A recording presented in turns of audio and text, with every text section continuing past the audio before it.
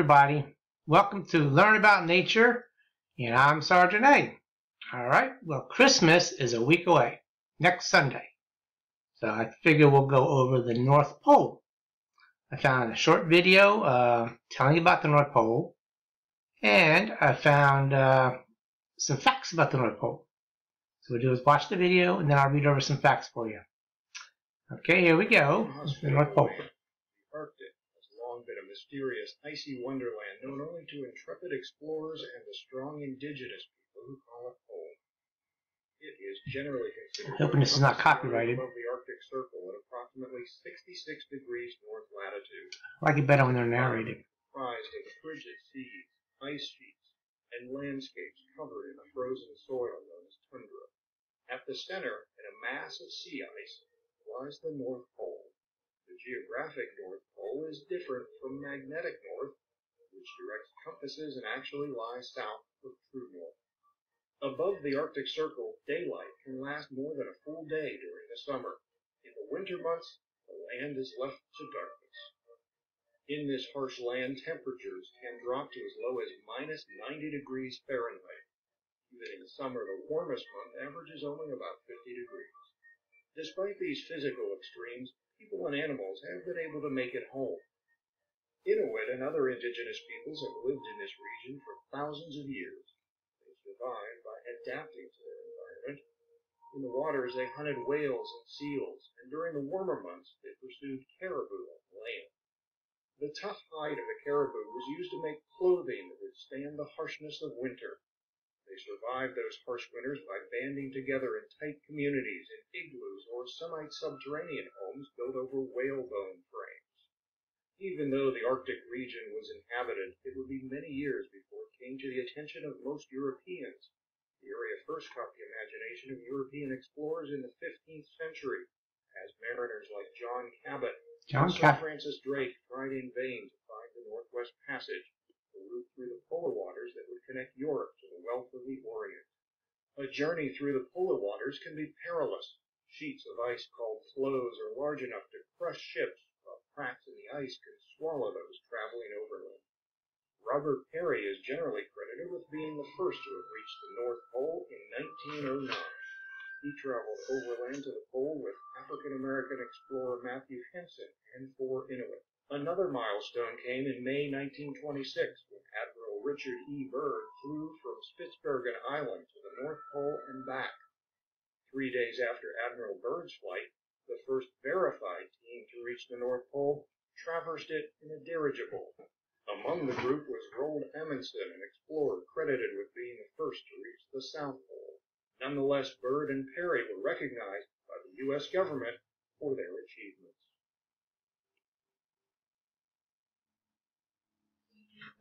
Oh, that's pretty cool. Okay, now let's go ahead and get some facts about the North Pole. I found this site called listalove.com, and it has 10 facts we bet you didn't know. Start off with the coldest place on Earth.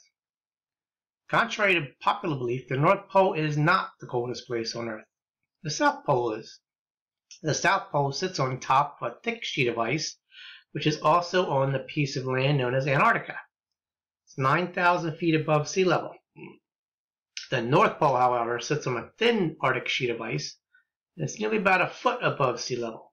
It means it can absorb heat from the Arctic Ocean. It's not the coldest place. Seasons. Okay, so there's no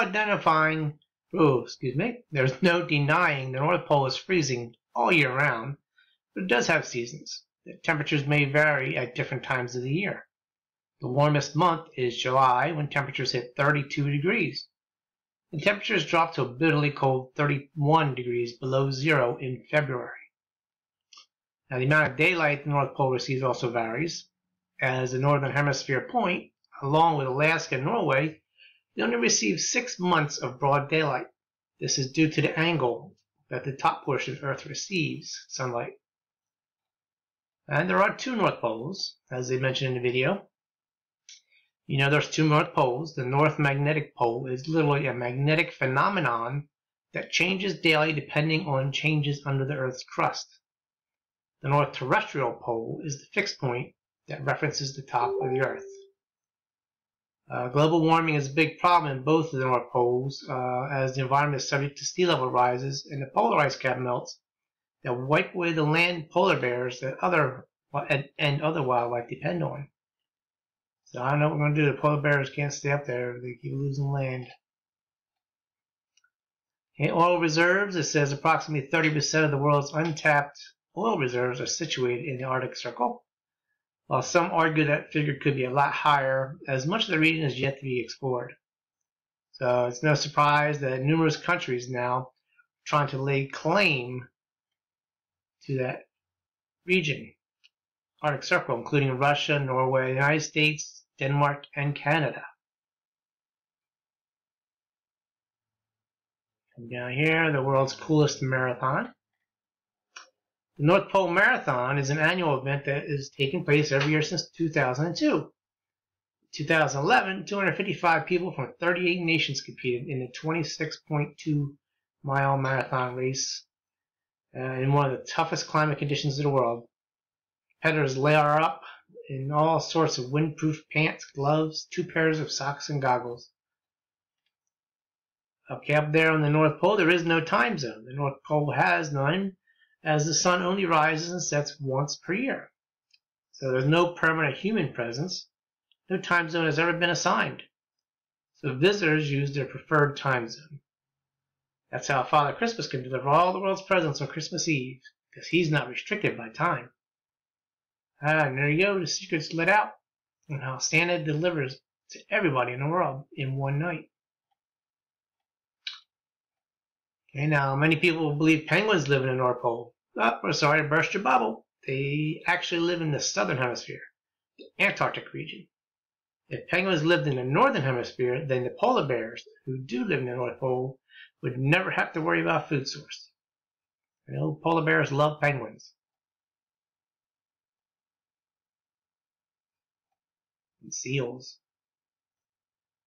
Okay, the North Pole is not a continent. Unlike the South Pole, that's because the ice of the North Pole floats on the ocean, while the ice of the South Pole sits on ground.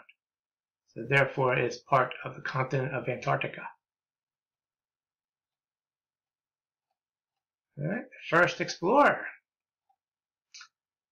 Robert Edwin Peary, was an American explorer who was credited as the first person to reach the geographic North Pole during his expedition on the 6th of April, 1909.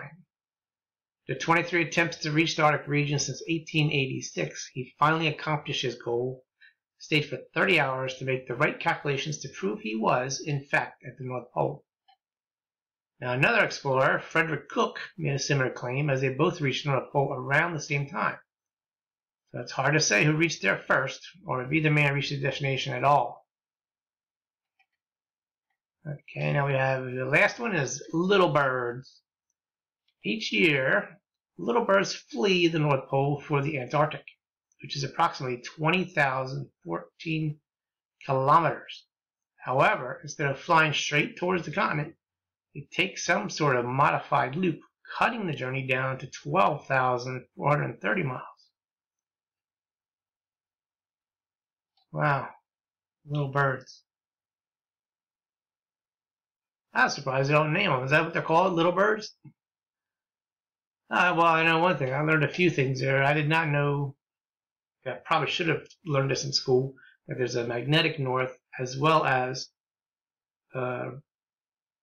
physical north, whatever they call it. I just figured it's North Pole. And it's Robert Edwin Peary. And yeah, also you think about Arctic up there, you think it would be a continent, but it's not. It's just ice. No land. Alright, well, I hope you learned something too. That'll conclude this week's Learn About Nature. Hopefully you'll share this with somebody, get them started on our series. Give it a thumbs up if you liked it. If you learned something, make a comment. Glad to read any comments you'd want to leave. We're still looking for suggestions for other things in nature that I can cover. It doesn't have to be animal or fish or area, as long as it's something about nature. Pick one, make a comment. I'll do my best to find a video and some facts on it and share with everybody on an upcoming Monday. So go ahead and subscribe if you haven't done so. This is Sergeant A signing out. See you next week.